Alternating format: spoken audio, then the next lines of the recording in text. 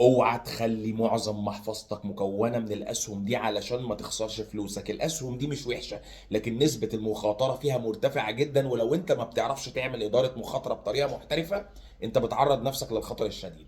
الاسهم دي هي الاسهم اللي قيمتها السوقيه صغيره، الماركت كاب صغير. طب صغير بالنسبه لايه؟ صغير بالنسبه للقيمه السوقيه بتاعت الاسهم المدرجه في المؤشر الرئيسي بتاعت البورصه اللي انت مهتم بيها. طب ايه المشكله لو حاجه زي كده حصلت؟ تعال اقول لك ايه المشكله، بس الاول بفكرك سريعا ان في جروب تعليمي مجاني في الصفحه الرئيسيه في القناه، جواه معلومات تعليميه حصريه عن البورصه المصريه والبورصه الامريكيه، مش بحطها غير في الجروب، بالاضافه الى لست للاسهم القويه ماليا طبقا لوجهه نظري الشخصيه، وهذه ليست دعوه للشراء، وهذه ليست نصيحه ماليه. انا محمد فاروق بقالي 21 سنه في المجال ده. السهم اللي قيمته السوقيه صغيره عامل زي المركب الصغيره الشراع اللي ماشيه في محيط كبير بامواج عاليه، جايز يعدي من الامواج وجايز ما يعرفش يعدي.